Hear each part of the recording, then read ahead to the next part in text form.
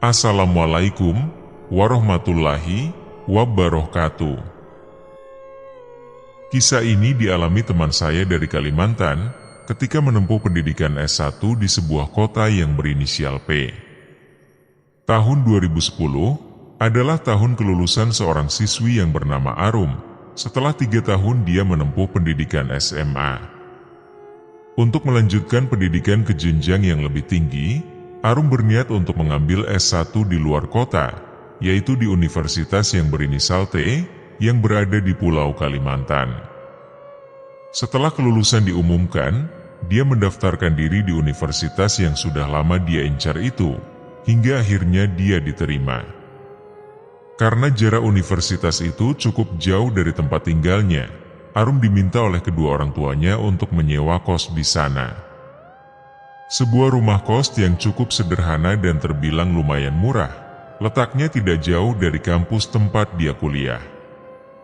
Rumah kos itu tidak hanya disewakan untuk mahasiswi saja, tetapi juga untuk orang-orang yang merantau bekerja di kota itu. Jumlah kamar di rumah itu ada 7, dan Arum menempati kamar nomor 6, yang letaknya selang satu kamar di ujung rumah tersebut.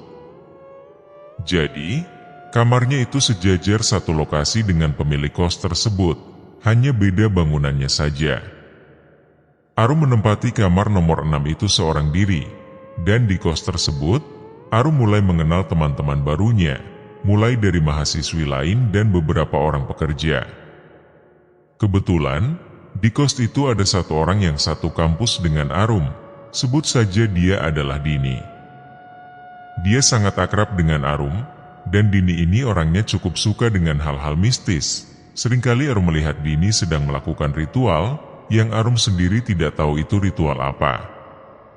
Dini juga sering bercerita tentang hantu pada Arum, tapi Arum tidak begitu memperdulikannya, karena Arum orangnya tidak begitu tertarik dengan hal-hal mistis seperti itu.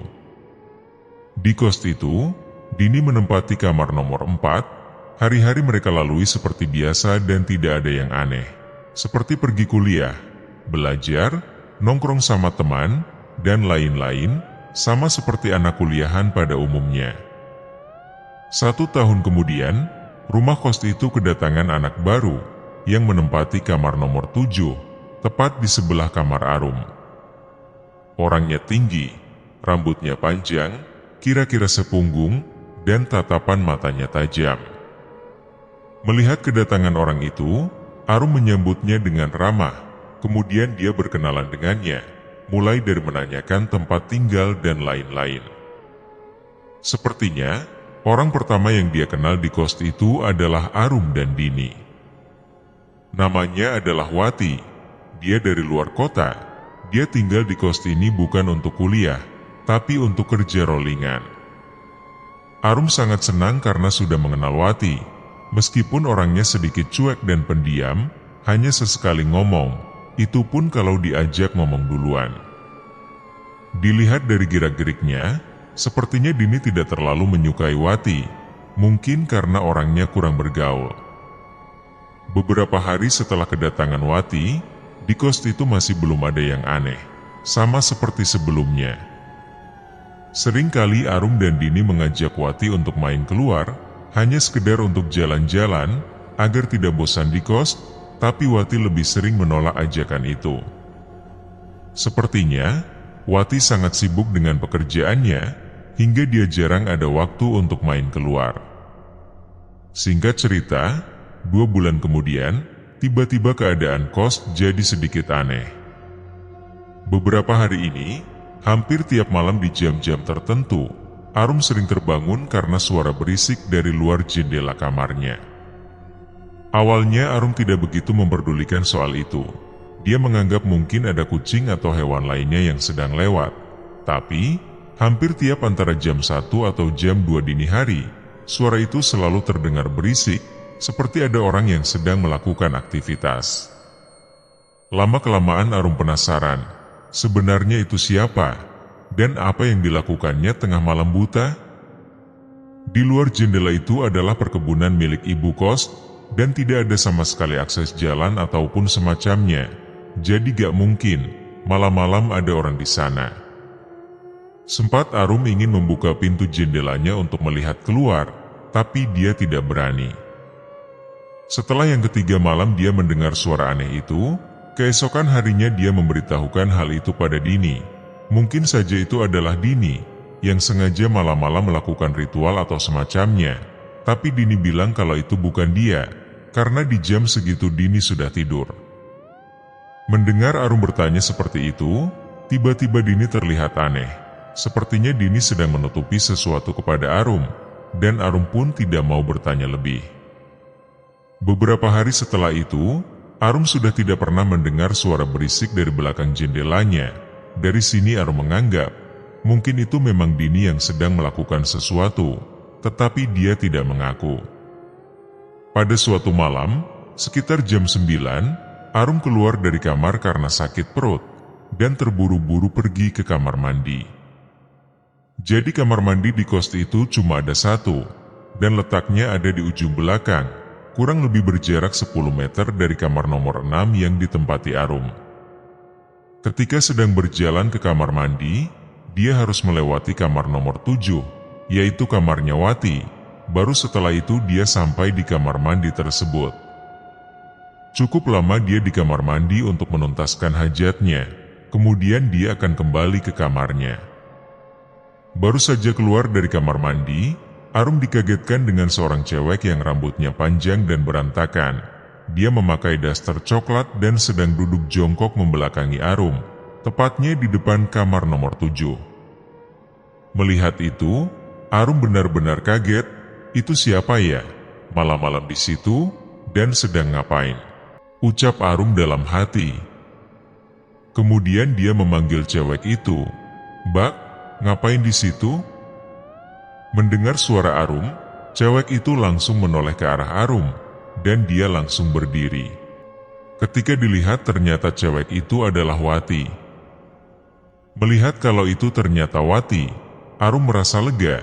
Dia berjalan mendekati Wati dan bertanya, "Mbak Wati, lagi ngapain? Kok belum tidur?"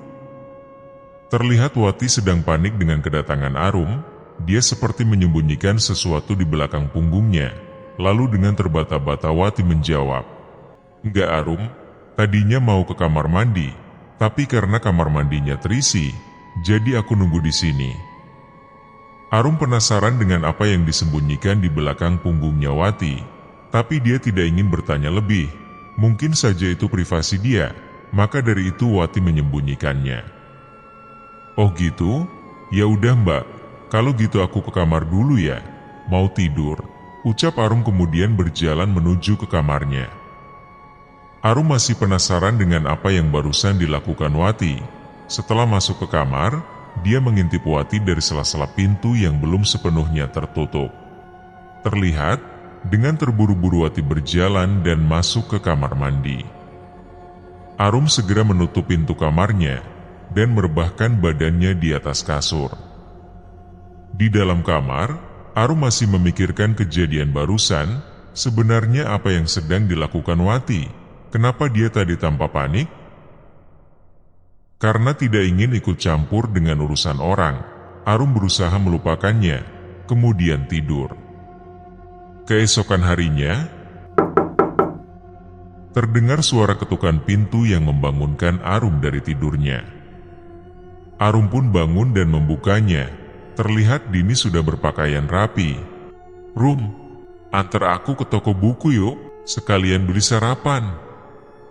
Dengan keadaan yang masih ngantuk, Arum berkata, "Aduh, pagi amat, kenapa gak siangan aja ntar?" "Gak sempat Rum, nanti siang aku ada kelas," jawab Dini. "Ya udah, aku mandi dulu," ucap Arum. Arum dan Dini memang satu kampus, tapi mereka berbeda jurusan. Setelah itu, Arum mengambil peralatan mandinya, dan kemudian pergi ke kamar mandi, sementara Dini menunggunya di kamar Arum. Ketika berjalan ke kamar mandi, Arum menjumpai Wati yang baru saja keluar dari kamar dan akan berangkat kerja.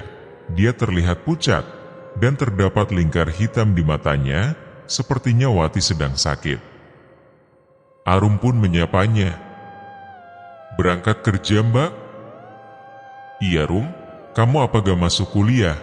Jawab Wati. Masuk, Mbak. Tapi nanti siang.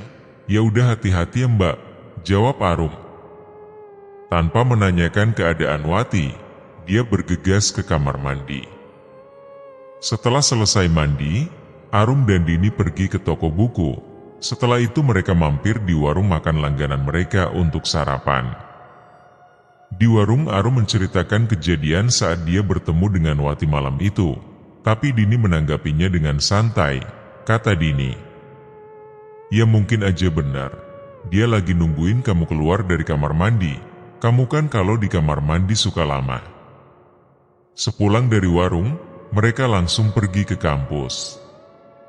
Karena melihat tadi pagi Wati ini tampak sakit, sore harinya sepulang dari kampus, Arum mendatangi kamar Wati untuk mengajaknya keluar membeli makan. Dia mengetuk pintu kamarnya Wati. "Mbak Wati, kita keluar yuk beli makan." Wati pun keluar masih dalam kondisi pucat, dan keluarnya Wati dari kamar itu terlihat aneh. Dia hanya membuka sedikit pintu kamarnya lalu menutupnya lagi. Seakan-akan Arum tidak boleh mengetahui isi dalam kamarnya Wati. Setelah keluar dari kamar, Wati bilang, Arum, aku nitip aja ya, lagi banyak kerjaan soalnya." Melihat Wati dalam keadaan pucat, Arum bertanya, "Kamu sakit, Mbak? Kok pucat banget?" "Enggak kok, mungkin karena kecapean aja, soalnya lagi banyak kerjaan." Karena Wati memang tidak mau ikut beli makan, Arum berencana membungkuskannya saja, kemudian dia berangkat makan bersama Dini. Sepulang makan, Arum dan Dini mendatangi kamar Wati lagi untuk mengantarkan makanan yang sudah dibelinya, dan Wati masih seperti menyembunyikan isi dalam kamarnya pada Arum dan Dini. Arum tidak begitu memperdulikan soal itu. Mungkin di dalam kamar Wati memang menyimpan sesuatu yang bersifat privasi yang tidak boleh diketahui orang lain. Singkat cerita, malam harinya kejadian itu terulang lagi. Ketika Arum sedang nyenyak tidur, dia terbangun lagi karena terusik oleh suara berisik dari luar jendela kamarnya dan sesekali diiringi suara lirih tangisan perempuan. Karena penasaran, Arum membuka pintu jendelanya untuk melihat keluar. Baru saja pintu jendela itu dibuka, sekilas Arum melihat ada sosok wanita berambut panjang yang terbang ke atas, dan itu hanya terlihat kepalanya saja. Melihat itu, Arum benar-benar sangat ketakutan. Belum sampai dia memperhatikan sosok itu secara detail, dia pun langsung menutup kembali pintu jendelanya. Kemudian saat itu juga, Arum bergegas keluar dari kamarnya dan menuju ke kamar Dini untuk pindah tidur. Dia mengetuk kamarnya Dini. Setelah dibuka, ternyata malam itu kebetulan Dini belum tidur. Melihat Arum yang tampak ketakutan, Dini pun bertanya, "Rum, kamu kenapa?" "Barusan aku dengar ada yang nangis di belakang jendela, Din. Pas aku buka, ternyata ada hantu kepala," jelas Arum. Mendengar penjelasan dari Arum, Dini tampak panik. Sepertinya dia sedang menyembunyikan sesuatu kepada Arum. "Mimpi kali, Rum, mana ada suara orang nangis," ucap Dini menenangkan Arum. "Sumpah, Din, barusan aku lihat, makanya aku langsung lari ke sini. Aku tidur di sini ya," jawab Arum. Dengan senang hati, Dini pun memperbolehkan Arum tidur di kamarnya. Keesokan harinya, Arum menceritakan tentang kejadian malam itu pada Dini secara detail, mulai dari suara berisik, suara cewek nangis, hingga sosok berambut panjang yang terbang dan hanya terlihat kepalanya saja. Melihat Arum yang benar-benar ketakutan, Dini mencoba menenangkan Arum. Sudah 3 malam ini Arum tidak berani tidur di kamarnya sendiri, karena dia dibayang-bayangi sosok wanita berambut panjang itu. Karena kasihan melihat Arum yang terus-terusan seperti ini, Dini pun membuka obrolan. "Rum, kamu yakin ngelihat ada cewek terbang di belakang kamar?" "Iya, Din, sumpah. Baru kali ini aku melihat sosok aneh kayak gitu," jawab Arum. Gini aja Rum, biar kamu gak parno lagi. Nanti malam kita lihat, apa dan siapa sebenarnya yang kamu lihat itu, tapi dengan syarat, kamu jangan takut kalau nanti harus melihat sosok itu lagi, ucap Dini. Sebenarnya berat bagi Arum untuk tidak takut, tapi karena tidak mau terus-terusan parno seperti ini, akhirnya Arum pun menyetujui kata-kata Dini. Malam itu mereka berdua menempati kamar Arum, dan sengaja tidak tidur hingga larut malam. Jam 10 sudah berlalu, tapi belum ada tanda-tanda berisik dari belakang jendela. Sampai jam 12, mereka berdua masih belum mendengar suara itu, dan tepat jam 1 dini hari, terdengar suara seseorang membuka pintu jendela. Disusul suara berisik yang biasa membangunkan Arum pada tengah malam. Mendengar itu, Dini memberi kode pada Arum agar tidak bersuara sedikit pun. Sekitar 15 menit kemudian suara itu sudah tidak terdengar lagi, lalu Dini mengajak Arum untuk pergi ke belakang kamar dengan membawa senter. Dengan hati deg-degan, Arum menurut perkataan Dini, pelan-pelan mereka berdua keluar dari rumah kos, untuk berjalan ke belakang, sambil memastikan keadaan sudah sepi, biar tidak disangka maling. Sesampainya di belakang pintu jendela kamarnya, Arum melihat situasi sekitar dengan senter, dan tepat di bawah pohon searah dengan kamarnya Wati, terlihat ada sebuah baskom yang tertutup kain putih, dengan bercak-bercak merah yang menempel di kain tersebut. Dini menunjuk ke arah benda tersebut untuk memberitahu Arum. Melihat hal itu, dengan pelan Arum menanyakan benda itu pada Dini. Din, itu apa Din? Kalau kamu mau lihat, buka aja kainnya, jawab Dini. Emang gak apa-apa? Tanya Arum. Dini hanya mengangguk. Pelan-pelan, Arum membuka kain itu, dan ketika Arum membuka baskom itu, usus dan beberapa organ dalam tubuh manusia yang masih segar bercampur dengan darah. Mengetahui isi baskom itu, Arum langsung syok, dan segera melepaskan kain putih yang tadi menutupi baskom itu, kemudian dia bertanya pada Dini. Ini apa Din? Ini punya seseorang, jawab Dini. Punya siapa? Tanya Arum. Kalau kamu mau tahu siapa pemiliknya, kita tunggu di sini sampai dia datang mengambilnya, jawab Dini. Perasaan Arum bercampur aduk antara takut dan penasaran. Kemudian mereka duduk di bawah pohon yang berjarak 10 meter dari baskom tersebut, tepat di belakang tembok kamar mandi. 30 menit mereka berdua menunggu, namun tidak ada tanda-tanda apapun, sampai pada jam 2 lebih, tiba-tiba terdengar ada suara benda lunak yang jatuh dari arah dalam kamar mandi. Mendengar itu mereka kaget, lalu Dini mengajak Arum untuk cepat-cepat masuk ke dalam kos dan menuju ke kamar mandi. Sesampainya di kamar mandi, terlihat Wati sedang tersungkur di dalam kamar mandi dengan bercak-bercak darah di pakaiannya, dan wajahnya sangat pucat. Melihat itu Arum sangat kaget dengan apa yang terjadi pada Wati. Lalu mereka membantu Wati berjalan ke dalam kamarnya. Sesampai di dalam kamar, mereka menidurkan Wati yang dalam keadaan lemas itu di kasurnya, dan di dalam kamar Wati itu, Arum mencium bau anyir yang sangat menyengat, hingga membuatnya mual seketika. Setelah menidurkan Wati di atas kasurnya, Dini mengajak Arum untuk meninggalkan kamar Wati, dan menuju ke kamarnya Arum. Sesampainya di kamar, Arum bertanya lagi pada Dini. Kenapa ditinggalin Din? Kasihan Wati? Gak apa-apa, besok juga dia sudah sembuh sendiri, jawab Dini. Malam itu, Dini meminta pada Arum untuk melupakan semua kejadian yang mereka lihat, dan Arum pun menyanggupinya. Dia tidak akan memberitahukan hal ini pada orang lain, lalu mereka berdua tidur.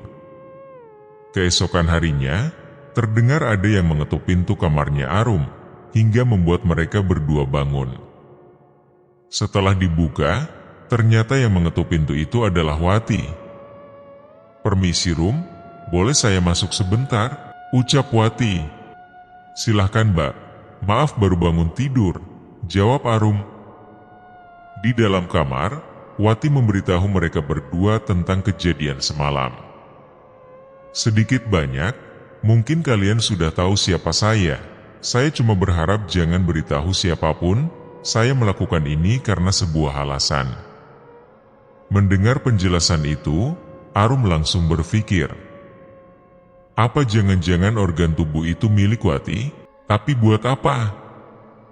Lalu Dini menanyakan apa tujuan Wati melakukan semua itu. Kemudian Wati lanjut menjelaskan, "Aku melakukan ini karena ingin menemui ibuku di kampung. Beliau sedang sakit beberapa hari ini, dan yang tinggal bersamanya hanyalah adikku. Ibuku sudah cukup tua, ayahku sudah tidak ada, kedua kakakku sudah menikah dan tinggal bersama istrinya. Berhubung tempat kerjaku sekarang jauh dari rumah, jadi aku pun terpaksa melakukan semua ini. Aku hanya ingin berada di samping ibu saja." Sebenarnya Wati tidak ingin melakukan ini, tapi karena keadaan, akhirnya ia terpaksa melakukannya, hanya karena ingin melihat kondisi sang ibu yang tinggal di kampung.